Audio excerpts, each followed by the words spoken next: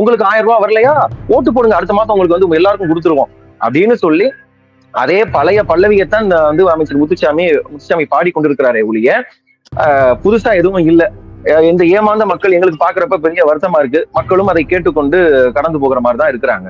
விக்கிரவாண்டி இடைத்தேர்தல்ல பார்த்த வெள்ளி குடங்களும் தங்க குடங்களும் இந்த இடைத்தேர்தலையும் ஈரோடு கிழக்குல இருக்குதுங்களா சார்? இல்ல, இப்ப வரைக்கும் இல்ல. நிதர்சனமான உண்மை என்னன்னா இது வரைக்கும் அது போல இல்ல. எங்களுக்கு பெரிய மகிழ்ச்சி என்னன்னா போன தேர்தல்ல போன இதே ஈரோடு கிழக்குல என்ன பண்ணாங்கன்னா நாங்கெல்லாம் போய் ஓட்டு கேட்கவே முடியாத அளவுக்கு மக்களை வந்து கடைசி ஒரு 10 நாள் 15 நாள் வந்து ஒரு அந்தந்த தெருவுல ஒரு பட்டி மாதிரி கட்டி அதுல உள்ள மக்கள் எல்லாம் அடைச்சு பெரிய பஞ்சித்தப்பனுக்கு வந்து குவார்டர் வாங்கி கொடுத்துறது, எங்க ஆத்தா பெரியாத்தா சின்னாத்தாக்கு வந்து பிரியாணி வாங்கி கொடுத்துறது, ஒரு திரையை கட்டி அதுல இந்த கருமாந்திரம் முடிச்ச உதயநிதி ஸ்டாலின் படத்தை போட்டு திரும்ப திரும்ப அவன் படத்தை பாருங்கன்னு சொல்லி மக்களுக்கு அதுக்கு டெய்லி 500 ரூபாய் காசு கொடுத்து சீரியல் போட்டு விட்டு இவ்வளவும் வேலையெல்லாம் செய்தார்கள். இந்த முறை இதுவரை அது போன்ற கொடுமைகள் எல்லாம் இதுவரைக்கும் இல்ல.